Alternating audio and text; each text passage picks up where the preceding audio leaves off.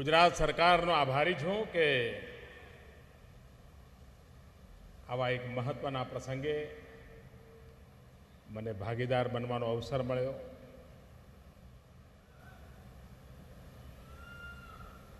આમે છેલ્લા કેટલાક સમયથી આનંદીબેનની પણ ફરિયાદ હતી કે તમે ગુજરાત કેમ નથી આવતા. ધીરે ધીરે ફરિયાદ વધવા માંડી, કાર્યકર્તાઓની પણ ફરિયાદ આવવા માંડી, નાગરિકોની પણ ફરિયાદ આવવા માંડી અને ફરી ફરી યાદ આવવા માંડી.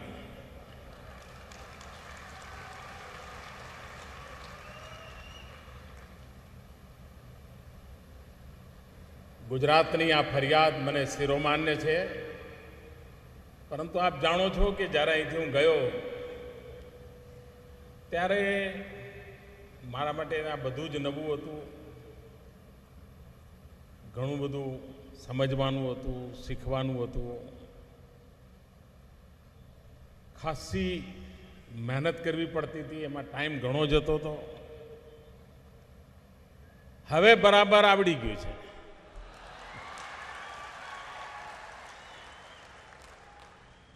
એટલે હવે તમારી ફરિયાદ નહીં રહેવા દો.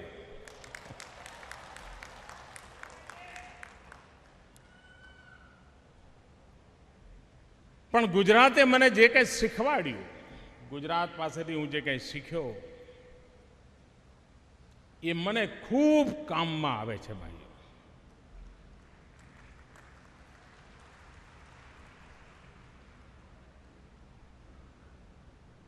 અને એનો લાભ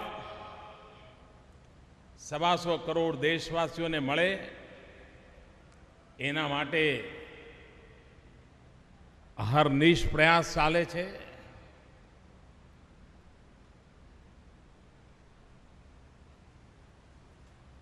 ગુજરાતમાં નર્મદા યોજના, સૌની યોજના, પાણીની ચિંતા, આ બધાની વચ્ચે જ્યારે હું ગુજરાતમાં નવો મુખ્યમંત્રી બન્યો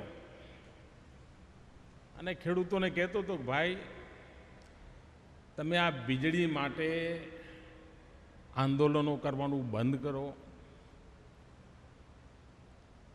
આ વીજળી માટે જે સંઘર્ષ કરીએ છીએ એ રસ્તો ખોટો છે. ખેડૂતે ધ્યાન કેન્દ્રિત કરવાની જરૂર છે, વીજળી નહીં પાણી.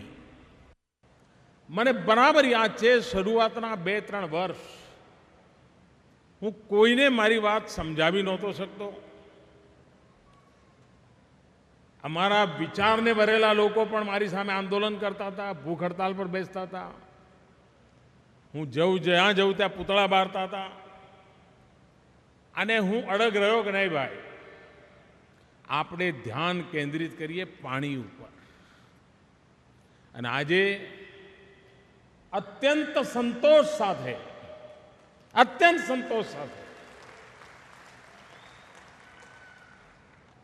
મારે ગુજરાતના ખેડૂતોનો આભાર માનવો છે, અભિનંદન આપવા છે કે મોડે પણ એમણે મારી વાત સ્વીકારી અને ગયા 5-7 વર્ષ લગાતાર એમણે પાણી પર ધ્યાન કેન્દ્રિત કર્યું. પાણી બચાવવાનું અભિયાન ચાલ્યું. જળ સંચય, જળ સિંચન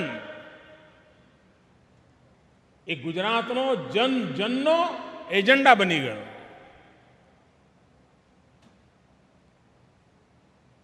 પાણીના તળ નીચા જતા હતા, એ ધીરે ધીરે ઉપર આવવા માંડ્યા. 6 લાખ જેટલા ચેક ડેમ, બોરીબંધ, ખેત તલાવડી એક મોટું આંદોલનનું રૂપ લઈ લીધું. કોઈ કલ્પના કરી શકે કે કચ્છમાં જ્યાં ધૂળની ડમરી સિવાય કાંઈ ન હોય, જ્યાં પાણી બીએસએફના જવાનોને પીવા માટે ઊંટ પર પાણી લાવવા પડતા હતા, એ છેક ખાવડા સુધી નર્મદાનું પાણી પહોંચ્યું હોય. સરહદ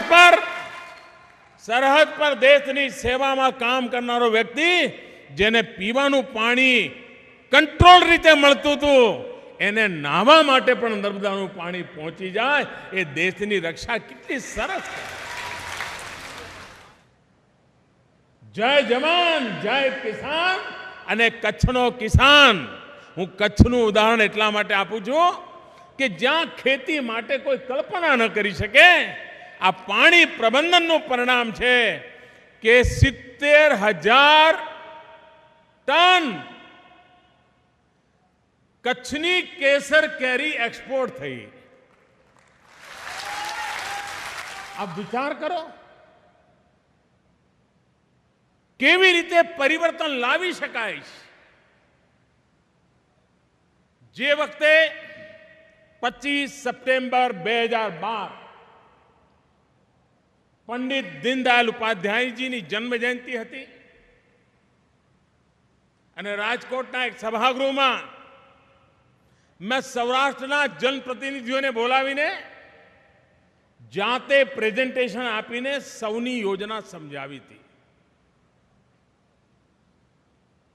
પહેલી વાર લોકોને માટે અચરજ હતું કે આ વળી કેવી યોજના છે, કેવી રીતે બને. અને જ્યારે યોજનાનું રૂપ પૂરું જોયું, મેં જોયું હતું કે એ દિવસે આખા સૌરાષ્ટ્રના જનપ્રતિનિધિઓ એ સભાગૃહમાં મોજૂદ હતા અને એમની આંખમાં જે ચમકારો હતો, એમ લાગતું હતું કે જાણે હમણાં જ નર્મદાના પાણીથી આચમન કરીને આવ્યો હોય એવી તાજગી અનુભવાતી હતી. 2014ની ફેબ્રુઆરીમાં કામ શરૂ થયું. હું તો નીકળી ગયો,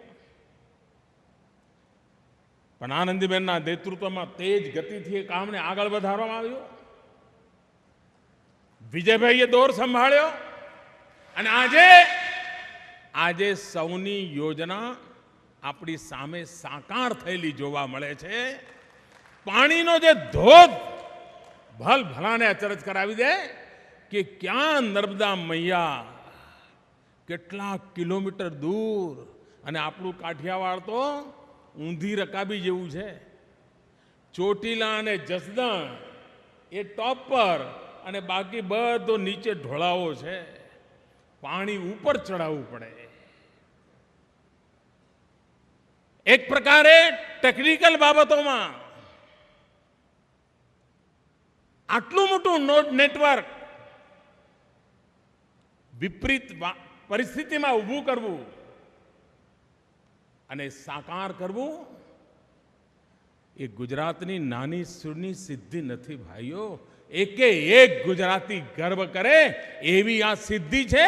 અને દેશવાસી પણ આટલી મોટી એન્જિનિયરિંગની કમાલ જુએ, પાણીના મહાત્મ્યને સમજે, તો સમગ્ર દેશવાસી માટે પણ આ ગૌરવપૂર્ણ ઘટના છે.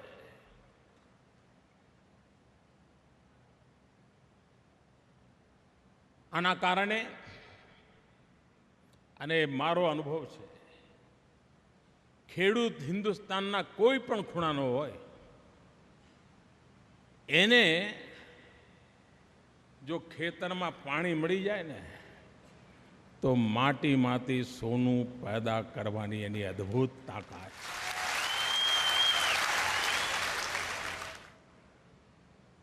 આ સૌની યોજના સોનું પકવવાની તાકાત રાખે છે, સોનું પકવવાની તાકાત રાખે છે અને સૌનું ભલું કરવાની તાકાત રાખે છે. એવી આ સૌની યોજના છે.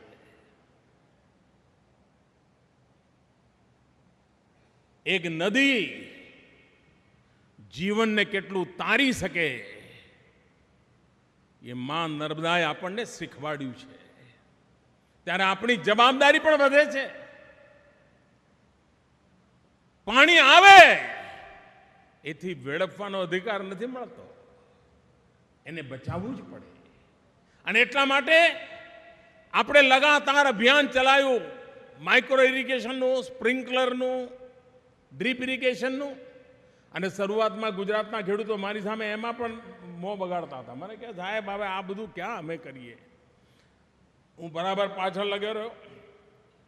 ગુજરાતમાં લાખો હેક્ટર માઇક્રો ઇરિગેશનમાં ગયા ખેડૂતો, ટપક સિંચાઈ, સ્પ્રિંકલર એમાં ગયા, પર ડ્રોપ મોર ક્રોપ, આ સિદ્ધાંતને ચરિતાર્થ કરી બતાવ્યો. અને એના કારણે પાણીની બચતનું કામ પણ જોડે જોડે ચાલ્યું. એને આગળ ધપાવવાનું છે. પાણી બચવું પણ જોઈએ, કારણ આવનારી પેઢીઓની જવાબદારી પણ આપણા માથે છે. આપણે રહીએ પણ ન રહીએ, પણ આવનારી પેઢીઓ માટે પાણી રહેવું જોઈએ, કારણ કે આપણા પૂર્વજો આપણા માટે પાણી મૂકીને ગયા છે. આપણે પણ એમના માટે પાણી મૂકીને જવું પડે. અને પાણી મૂકવા માટે આપણે બી પાણી મૂકવું પડે, તો જ પાણી મૂકવાનું વ્રત પૂરું થતું હોય છે. અને એ જવાબદારી આપણે નિભાવવી પડે.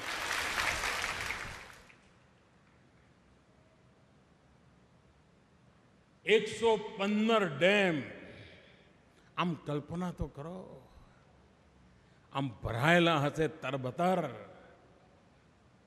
આખું સૌરાષ્ટ્ર કેવું લાગશે, આખું કચ્છ કેવું લાગશે ભાઈ, જરા કલ્પના તો કરો.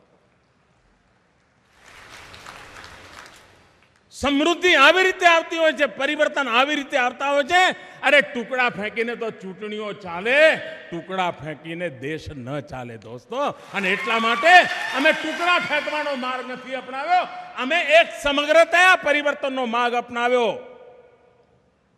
અને લગાતાર 1.5 દાયકો તપસ્યા કરી, અને એનું પરિણામ છે કે આજે ગુજરાતની ધરતી પર સ્થાયી રૂપે વિકાસ અને પરિવર્તનના વાતાવરણ બનાવવામાં અને સફળતા પ્રાપ્ત કરવામાં આપણે સાચા પુરવાર થયા છીએ.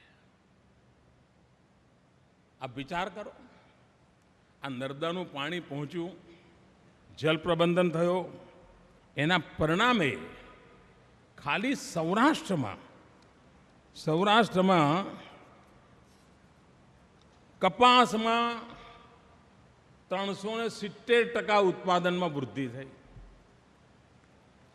મગફળીમાં 600% વૃદ્ધિ થઈ, અને ઘઉંમાં 300% વૃદ્ધિ થઈ. જમીન તો એ જ હતી, જમીનનો ટુકડાની સાઈઝ પણ એ હતી, ખેડૂત પણ એ હતો, પણ એ બિચારો પાણી વગર પીડાતો હતો. જેવું પાણી મળ્યું કે પરિવર્તન આવવાની શરૂઆત થઈ ગઈ. અને હજુ તો જ્યારે આટલા બધા વિપુલ માત્રામાં પાણી મળશે, ત્યારે અમારો ખેડૂત શું કરી દેશે. આ તાકાત કેટલી મોટી છે, અને એનું પરિણામ આવશે. ભાઈઓ બહેનો, ભારત સરકારે ખેડૂતને લગતી અનેક યોજનાઓને હાથમાં લીધી છે. હું જ્યારે મુખ્યમંત્રી હતો ત્યારે વર્ષમાં મારે 2-3 પત્રો તો પ્રધાનમંત્રીને લખવા જ પડતા હતા. શેના માટે? કે યુરિયા મોકલો, યુરિયા મોકલો. વિધાનસભામાં પણ યુરિયા માટે કલાકો ચર્ચા ચાલે. વિપક્ષ અમને આરોપો કરે, અમે દિલ્હી સરકારનો જવાબ માંગીએ. આ લગભગ દરેક સિઝનીમાં હતું અને આખા દેશમાં હતું. હું પણ જ્યારે 2014માં પહેલી વાર પ્રધાનમંત્રી તરીકે ત્યાં ગયો, શરૂઆતમાં મુખ્યમંત્રીના જે મને પત્રો આવ્યા જૂન, જુલાઈ, ઓગસ્ટ, સપ્ટેમ્બરમાં, એ યુરિયાની માંગણીના જ આવતા હતા. એટલે મને થયું હું જે કરતો હતો આખો દેશ કરે છે. મને થયું કે આનો કંઈક રસ્તો કાઢવો જોઈએ. હજુ નવા કારખાના નથી લગાયા, એ તો હજુ યોજનામાં છે, એનો ટાઈમ લાગશે, પણ થશે. તેમ છતાંય ખાલી વ્યવસ્થા સુધારીને 20 લાખ ટન યુરિયાના ઉત્પાદનમાં વધારો કર્યો.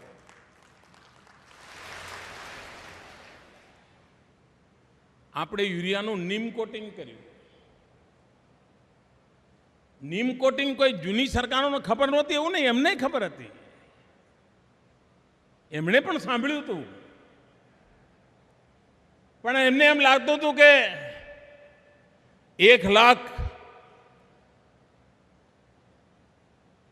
કિલો યુરિયા હોય, 1 કિલો બનાવીએ, ચોપડે લખાઈ તો જાય કે યુરિયાનું નીમ કોટિંગ કર્યું છે. અરે ભાઈ, એનાથી કાંઈ પત્તા ન બદલાય. અમે મિશન ઉપાડ્યું, 100% યુરિયાનું નીમ કોટિંગ, 100%. વિદેશથી આયાત થાય એ યુરિયાનું પણ નીમ કોટિંગ કરીને જ દેશમાં પ્રવેશે. નીમ કોટિંગ કરવાનો ફાયદો એ થયો કે પહેલાં યુરિયાનું શું થતું, નામ તો બધું ખેડૂતોના નામે ચડતું હતું, સબસિડી ખેડૂતોના નામે ચડતી હતી, પણ ખેડૂતોને યુરિયા લેવા માટે 2 દાડા રાતના ઉજાગરા કરીને લાઈનમાં ઊભા રહેવું પડતું હતું. યુરિયા કાળા બજારમાં લેવું પડતું હતું. કેટલાક રાજ્યોમાં યુરિયા લેવા આવનારા ખેડૂતોના ધસારાના કારણે લાઠીચાર્જ થતા હતા.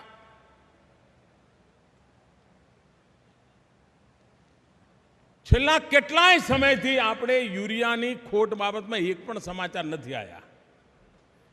જ્યાં જેટલું જોઈએ, જ્યારે જોઈએ એટલું યુરિયા પહોંચ્યું. કારણ નીમ કોટિંગ જ્યારે નહોતું થતું ત્યારે આ યુરિયા સબસિડી ભારત સરકારની ખેતરમાં નહોતું જતું, કેમિકલના કારખાનામાં જતું હતું.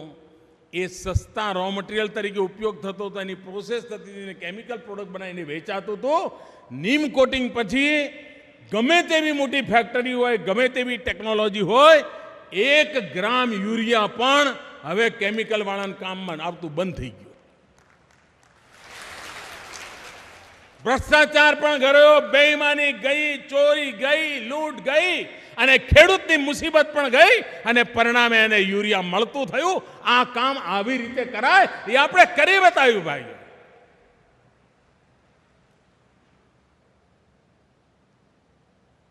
પ્રધાનમંત્રી ફસલ બીમા યોજના, આપણને ખબર છે અહીંયા શું કરવું પડતું હતું. વાયો હોય કપાસ અને લખે મગફળી, અને જ્યારે વીમો પાકવાની વાત આવે ત્યારે ઝઘડા ચાલે. પેલો કે ના તે તો કપાસ વાવ્યો હતો, પેલો કે ના સાહેબ મગફળી વાવી હતી, પેલો કે પુરવાર કરતે, પુરવાર થાય નહીં અને રૂપિયા લટક્યા કરે. આ બધું એટલા માટે થતું હતું, પ્રીમિયમ મોંઘું પડતું હતું. પહેલી વાર આ દેશમાં પ્રધાનમંત્રી ફસલ વીમા યોજના એવી ઇન્ટિગ્રેટર લઈ આવ્યા છે કે જેના કારણે 2% કે 1.5% સમગ્ર દેશમાં એક જ પ્રકારનો પ્રીમિયમનો દર, અને ક્યાંય વધારે આવે તો સરકારની તિજોરીમાંથી નાખવામાં આવશે. ખેડૂત પાસેથી 2% અને 1.5%, અને ફળફળાદી હોય તો 5%. આવો એક એવી ફસલ વીમા યોજના લાવ્યા. અને એટલું જ નહીં, ખેડૂતે વાવણી ન કરી હોય, એણે બિચારાએ અખાત્રીજના દાડે વાવણી કરવાનું નક્કી કર્યું હોય, બધું રેડી રાખ્યું હોય, આખો જૂન મહિનો રાહ જુએ, ટીપું પાણી ન પડે, જુલાઈ મહિનો રાહ જુએ, ટીપું પાણી ન પડે, ઓગસ્ટ મહિનો રાહ જુએ, ટીપું પાણી ન પડે. હવે એણે તો કશું વાવેતર કર્યું જ નથી, તો એનું બરબાદ કાંઈ થાય નહીં. તો આવા માણસ ખેડૂતની જિંદગીનું શું થાય? આપણે એવો પ્રધાનમંત્રી ફસલ વીમા યોજના લાવ્યા કે જેના કારણે વરસાદના અભાવે વાવેતર ન કરી શક્યો હોય તો પણ અગર જો વરસાદ નથી આવ્યો, પાકું થઈ જાય, તો વાવણી ન કરી તેમ છતાંય એને મર્યાદિત રૂપમાં વીમાના પૈસા મળશે અને એનું વર્ષ નીકળી જશે. આની ચિંતા આપણે. ઘણીવાર ખેડૂત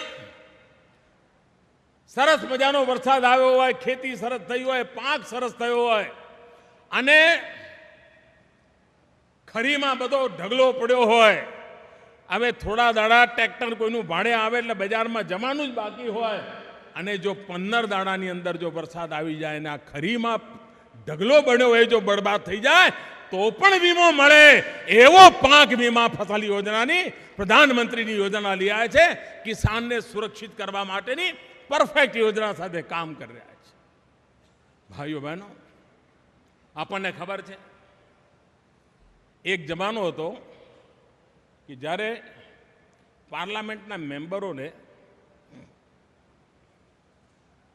ગેસના કનેક્શનની 25 કૂપનો મળતી હતી, અને લોકો એમપીની પાછળ ફર્યા કરે કે સાહેબ ગેસનું કનેક્શનનું કંઈ કરી આપો ને, તમારી પાસે એક કૂપન હશે આપો ને. એક ગેસનું કનેક્શન લેવા માટે એમપીના દરવાજાના ચપ્પલ ઘસી નાખવા પડતા હતા, અને એક તો કેટલાક છાપામાં આવતું હતું, કેટલાક એવાય નીકળતા હતા કે જે આ કૂપન મળે એ બ્લેકમાં વેચતા હતા, એવાય નીકળ્યા હતા.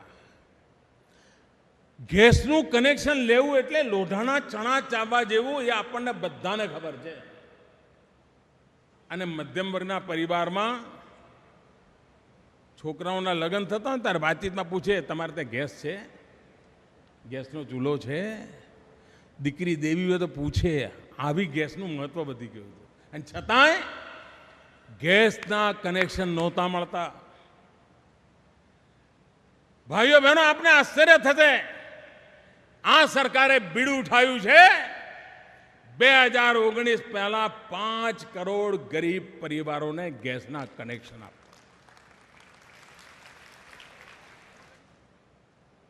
એક માં, ગરીબ માં, જ્યારે રસોડામાં લાકડાના સળગાવીને ચૂલો કરે, દિવસમાં રસોઈ બનાવે, એક દિવસમાં 400 સિગરેટ જેટલો ધુમાડો એ માના શરીરમાં જાય છે. જંગલો કપાય, બાળકો માંદા પડે, માં માંદી પડે, અને ગેસનું કનેક્શન માટે દીવા સ્વપ્ન જુએ. આ સરકારે એક મોટું બીડું ઉઠાવ્યું. 5 કરોડ પરિવારોને, અને યોજના જાહેર કરી છે ત્યારથી અત્યાર સુધીમાં લગભગ 45 લાખથી 50 લાખ વચ્ચે ગેસના કનેક્શનો ગરીબ પરિવારને પહોંચી ગયા. હું ઉત્તર પ્રદેશનો સાંસદ છું. ઉત્તર પ્રદેશમાં જે પરિવારોને ગેસના કનેક્શન મળ્યા છે એમાં 45% દલિત પરિવારો છે. આપ વિચાર કરો કે કેવી રીતે સરકારો ભૂતકાળમાં ચાલી હશે. અને હિન્દુસ્તાનમાં પ્રધાનમંત્રી ઉજ્જવલા યોજના દ્વારા એક મિશન મોડમાં ગરીબ પરિવારોને શોધીને ગેસના કનેક્શન આપવાનું બીડું ઉઠાવ્યું છે. ભાઈઓ બહેનો, સરકાર કોઈ યોજના કરે અને કોઈ પરિવારને વર્ષે 1000 રૂપિયા, 1500 રૂપિયા, 2000 રૂપિયા રાહતની જાહેરાત કરે તો આખા દેશમાં જય જયકાર થઈ જાય. છાપાઓમાં હેડલાઇન હોય, ટીવી પર 24 કલાક ડિબેટ ચાલે. વાહ, ક્યાં બાત હૈ, કેવા મુખ્યમંત્રી છે કે પેલા ભાઈને વર્ષે 1000 રૂપિયા મદદ કરી દીધી, કા 1500 મદદ કરી દીધી, કા 2000 મદદ કરી દીધી. તમને આશ્ચર્ય થશે મિત્રો, આપણો એલઈડી બલ્બનું કામ, ઘરમાં જે વીજળીનો ગોળો છે બદલીને એલઈડી બલ્બ લગાવવાનો. અને મારે આનંદીબેનને, વિજયભાઈને, નીતિનભાઈને અને આ બંનેની ટીમને અભિનંદન આપવા છે કે એમણે ગયા 100 દિવસ ગુજરાતમાં એલઈડી બલ્બ લગાવવાનું અભિયાન ચલાવ્યું. અને આજે મારે એમને અભિનંદન આપવા છે કે એલઈડી બલ્બ વિતરણમાં સમગ્ર દેશમાં ગુજરાત નંબર 1 પર છે. 2 કરોડ એલઈડી બલ્બ પહોંચાડવાનું કામ આપે પૂરું કરી દીધું છે. અને હજુ તો કદાચ આ ગતિમાં તો બહુ જલ્દી કરી નાખશો. અભિનંદનને પાત્ર છે. આના કારણે સરેરાશ એક કુટુંબમાં વર્ષે વીજળીના 2000 રૂપિયાનું બિલ બચવાનું છે. બોલો, આ ફાયદો થયો કે ના થયો? કોઈ રાજકારણ નહીં, કોઈ ટેન્ડરની ગડબડ નહીં, કંઈ નહીં. સીધો સામાન્ય માનવીને ગુજરાતનો જે વપરાશનો હિસાબ છે પ્રમાણે સરેરાશ કોઈને 2200 મળે તો કોઈને 1800 મળે, કોઈને 2400 મળે તો કોઈને 1600 મળે, પણ સરેરાશ 2000 રૂપિયા ખાલી વીજળીમાં બચત થશે. 500 મેગાવોટ કરતા વધારે વીજળી બચત થશે. અને હજારો ટન કાર્બન થતો બચી જશે. પર્યાવરણની મોટી સેવા થશે. આ કામ એલઈડી બલ્બ નરેન્દ્ર મોદી પ્રધાનમંત્રી બન્યા પછી સંશોધન નથી થયું, પરંતુ ભારત સરકારે મિશન મોડમાં આ કામ ઉપાડ્યું. રાજ્યો વચ્ચે સ્પર્ધા ચાલુ કરી. અત્યારે ગુજરાત, મહારાષ્ટ્ર, આંધ્ર, તેલંગાણા આ રાજ્યો વચ્ચે બરાબર નેક ટુ નેક કોમ્પિટિશન ચાલે છે. એક અઠવાડિયામાં એ લોકો આગળ નીકળી જાય તો બીજા અઠવાડિયે ગુજરાત આગળ નીકળી જાય, એવું ચાલી રહ્યું છે. પણ મને ખાતરી છે ગુજરાત વેળાસર દરેક કુટુંબમાં એલઈડી પહોંચાડી દેશે, દરેક નગરપાલિકા મહાનગરપાલિકામાં એલઈડી પહોંચાડશે અને ગુજરાતમાં સેંકડો મેગાવોટ વીજળી બચાવીને પર્યાવરણની પણ રક્ષા થશે, આવો મને પૂરો ભરોસો છે. ભાઈઓ બહેનો,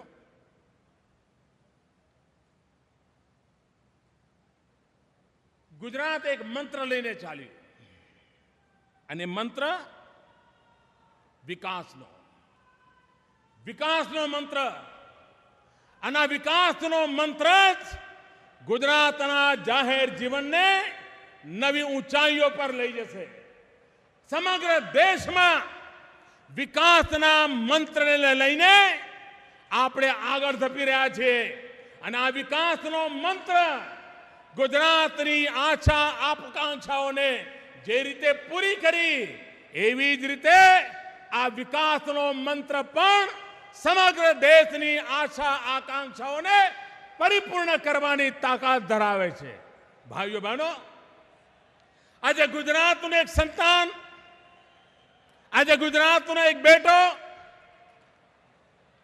સમગ્ર દેશે એને પ્રધાનમંત્રી પદે સ્વીકાર કર્યો છે.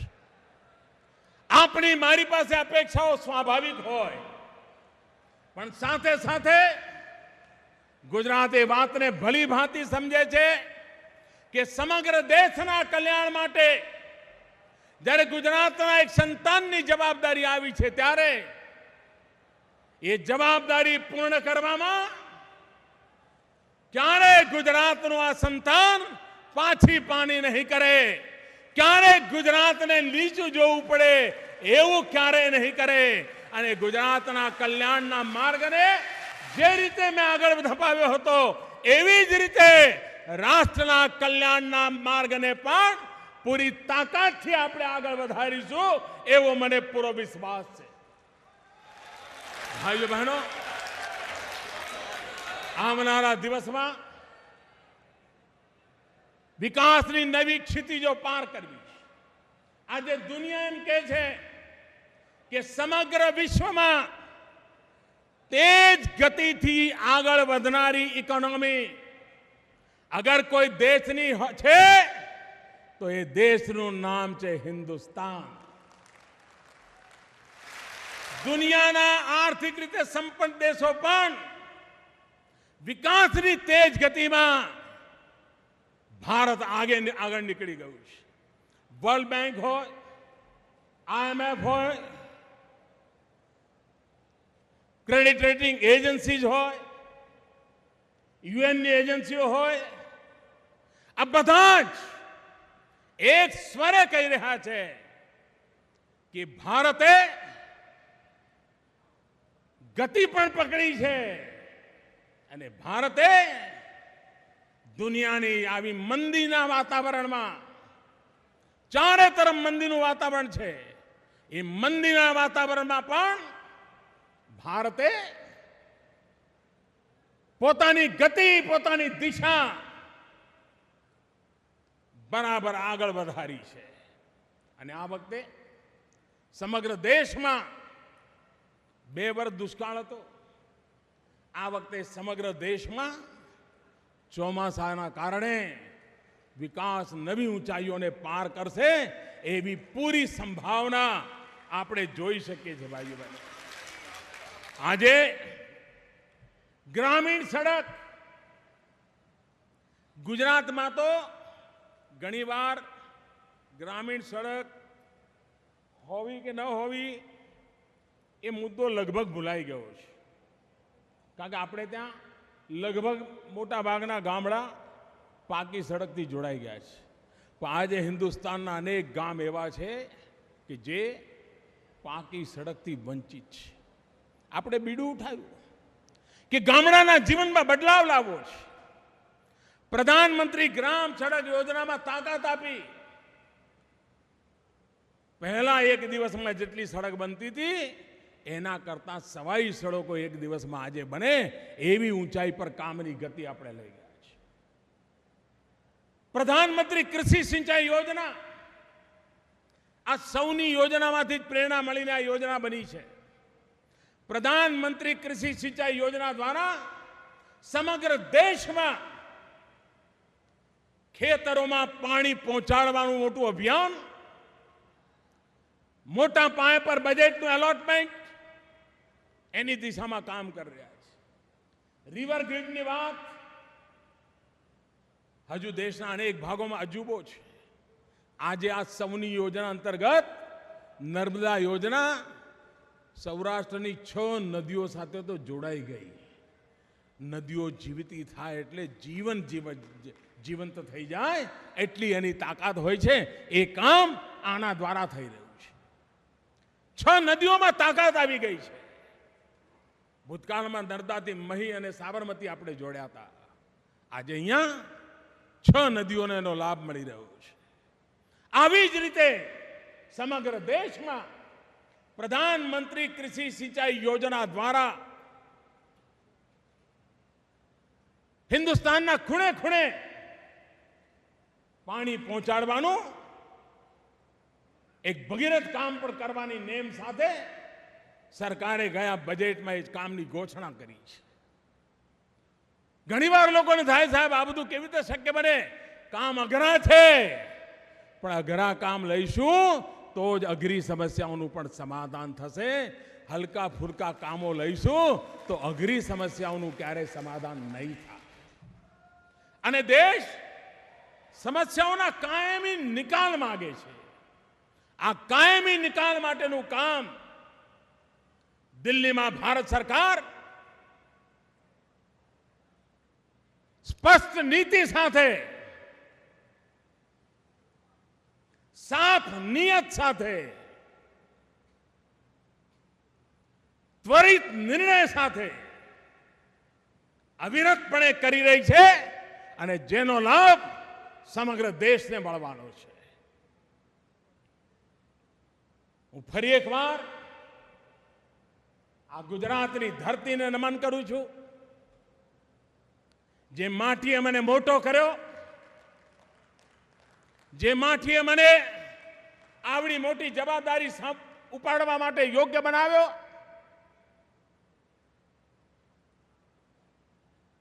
અને જવાબદારી પૂર્વક નહીં તો પહેલા 2014માં તમે જોયા હશે છાપા, માર્ચ મહિના પહેલા. મન થાય તો કાઢીને જોજો, હેડલાઈનો કેવી આવતી હતી, ટીવીમાં કયા સમાચાર આવતા હતા. આજે લગભગ 2.25 વર્ષ થઈ ગયા. એક ધારા વિકાસના જ સમાચારો, એક ધારા વિકાસની જ વાતો, એક મિશન મોડમાં વિકાસ રાષ્ટ્ર જીવનને નવી ઊંચાઈઓ પર લઈ જશે એવા વિશ્વાસ સાથે ભાઈઓ બહેનો, દેશ પૂરજોત ગતિથી આગળ વધી રહ્યો છે. તેજ ગતિથી બદલાવ જોવાઈ રહ્યો છે. ગુજરાતે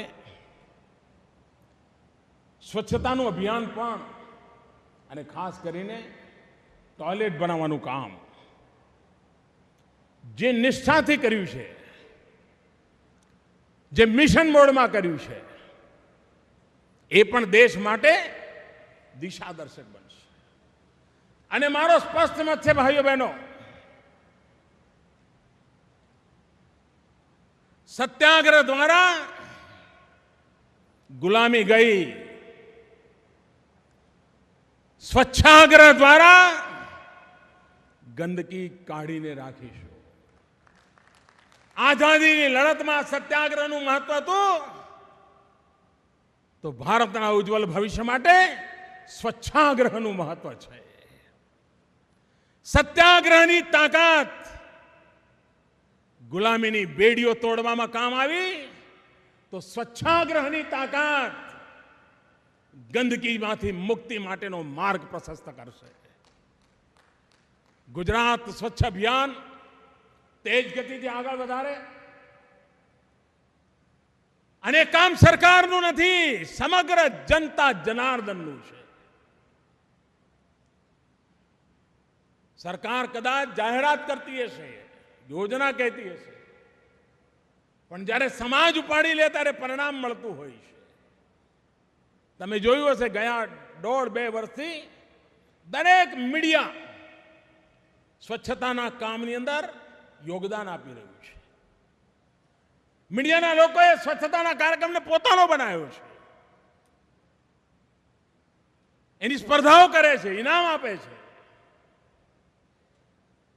સમાજના બધા જ વર્ગો મીડિયાએ આ જે કામ ઉપાડ્યું છે એમાંથી ઘણું બધું શીખી શકે અને સ્વચ્છતાના અભિયાનને આગળ ધપાવી શકે. આપણે પણ સ્વચ્છતાના ક્ષેત્રમાં ગુજરાતની આગવી ઓળખ ઊભી કરીએ. આપણી બેન દીકરીઓને ખુલ્લામાં શૌચાલય ન જવું પડે એની આપણે ચિંતા કરીએ. અને આપણે રિયો ઓલિમ્પિકમાં જોઈ લીધું. બેટી બચાવો ગુજરાતમાં આપણે વર્ષોથી કરતા હતા અને બેટીઓએ રિયોમાં દેશની કેવી લાજ રાખી છે, કેવી ઇજ્જત વધારી છે. આ બેટીઓની તાકાત છે. હવે ભૂલ ન કરીએ, દીકરા દીકરીમાં અસમાન વ્યવહારની ભૂલ ન કરીએ. અરે દીકરીઓ પણ દીકરાઓ કરતા જરાય પાછી નથી. એ દુનિયાએ જોઈ લીધું છે. બેટી બચાવો, બેટી પઢાઓ. હવે લોકો કહે છે બેટી ખિલાઓ. બેટીને રમત ગમતમાં આગળ વધારો.